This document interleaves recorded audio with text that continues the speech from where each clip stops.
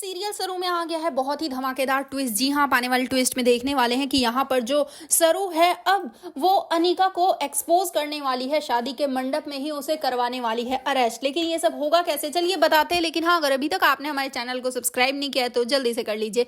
जहाँ आप आने वाले ट्विस्ट में देखने वाले हैं कि यहाँ पर तारा जब पहुंचती है अब खरेज, तो वहां जाने के बाद वो खूब सारा नाटक करती है और साथ ही कहती है कि मैं इस शादी के लिए तैयार हूँ चंद्रकांत जी, मैं आपकी बेटी से अपने बेटे की शादी करवाना चाहती हूँ। जिसके बाद जैसे ही वो चुनरी उड़ाने के लिए आगे बढ़ती है अब यहाँ पर, तभी वो यहाँ सरू काफी खुश होती है कि फाइनली तारा मासा मान गई है। लेकिन भाई तारा मासा के दिमाग में तो एक अलग ही प्लान चल रहा है, एक अलग ही खिचड़ी पक रही है। जिसके बाद वो चुनरी लेकर पहुंच जाती है अनिका के पास और उसके सर पर डाल देती हैं। जिसके बाद वहां पर खड़े हर शख्स को बहुत ही बड़ा झटका लगता है, किसी को कुछ समझ नहीं आता कि आखिर ये तारा क्या ड्रामा करना चाहती है। इसके बाद अब यहाँ पर वेद सामने आता है और साफ साफ इनकार कर देता है कि मैं इस अनिका के साथ शादी नहीं करूंगा, फिर चाहे कुछ भी क्यों ना हो जाए। जिसके बाद यहाँ पर अब जो घर वाले हैं वो भी परेशान हो जाएंगे और सभी शादी के लिए इनकार कर देंगे। लेकिन यहाँ पर अब जो तारा है वो अड़ जाएगी कि शादी होगी तो अनिका के साथ वरना नहीं। जिसके बाद सरू एक प्लान बनाने वाली है और यहाँ पर वो वेद को कहेगी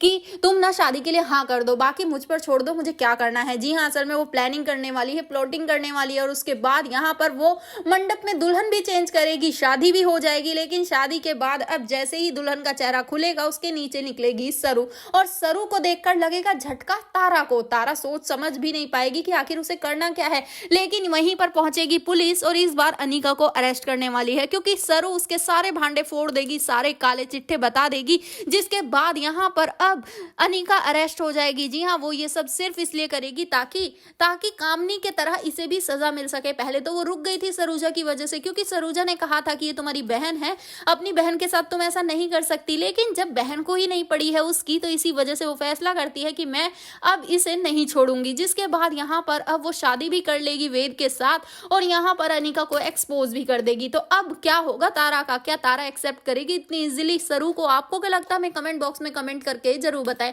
ऐसे ही खबरों से जुड़े रहने के लिए आप हमारे चैनल को जरूर सब्सक्राइब कर लें।